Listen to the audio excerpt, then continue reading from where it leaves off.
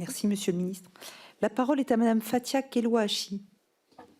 Merci Madame la Présidente. Monsieur le Ministre, la semaine dernière, j'ai reçu avec des collègues députés à l'Assemblée nationale un collectif qui s'appelle Une école inclusive pour tous. Ce collectif est composé de parents d'élèves, d'élèves en situation de handicap, et il est né, ce collectif, dans ma circonscription. En nous remettant leur cahier de doléances, leur constat était sans appel, Monsieur le Ministre. Un manque criant d'AESH est, pour eux, le nœud du problème de l'inclusion dans notre école publique. Tout à l'heure, vous avez exprimé votre idée que l'aide humaine ne serait peut-être pas seulement la bonne réponse. Nous pensons tout le contraire. Oui, l'aide humaine est la première réponse et le premier maillon d'une chaîne. L'aide humaine est indispensable, l'aide humaine est essentielle. Et là, je serais d'accord avec vous pour dire que c'est un maillon de la chaîne de tous les acteurs de l'école inclusive. Monsieur le ministre, les AESH ne vont pas apparaître par miracle aujourd'hui. C'est un métier qui n'est pas attractif. Les candidats ne se bousculent pas, les mi-temps forcés, les 800 € en moyenne par mois et des contrats précaires, au moins durant les 3 premières années. Qui ici voudrait travailler dans ces conditions? Ma question est simple.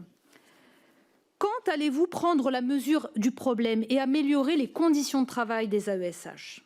La CDIsation dès l'embauche, l'augmentation salariale significative, le passage à temps complet. Alors attention, moi ce que j'ai compris de l'intervention de M. Minot, le temps complet, elles le font déjà en réalité. Quand elles font 26 heures et qu'elles font partie d'une équipe éducative et qu'elles font toutes les réunions de l'équipe éducative, elles devraient être payées à temps complet et non pas faire 35 heures avec du périscolaire.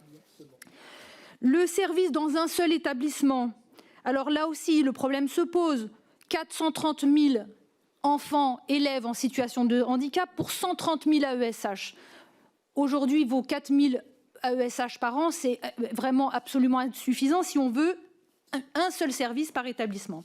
La formation de ces personnels via un vrai diplôme type bac, petite enfance et AESH. Toutes ces améliorations seraient une réponse aux difficultés actuelles. Quelle est votre position donc sur ces propositions? Je vous remercie, Monsieur le Ministre. Je vous remercie. Allez. Merci Madame la Présidente. Merci Madame la députée Kelouachi.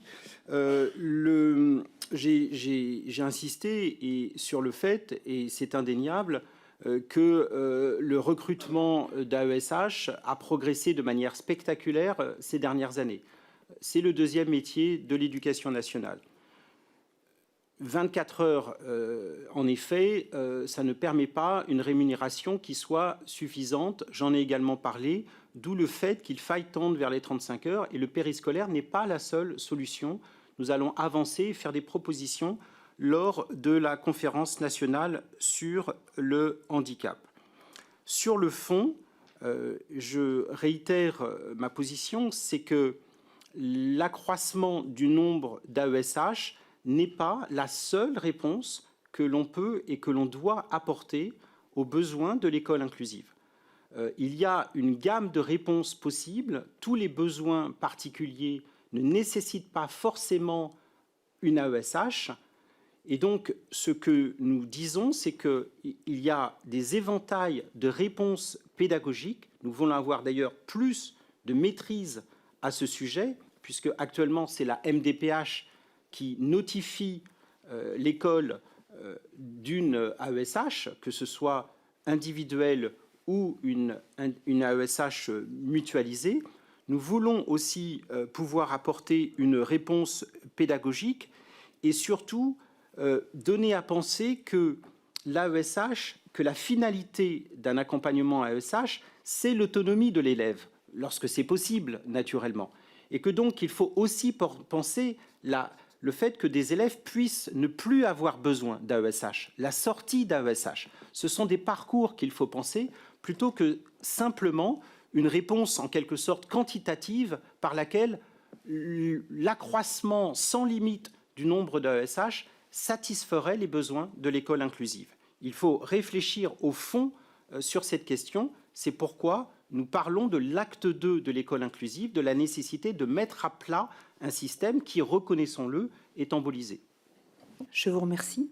La parole est à Madame Sophie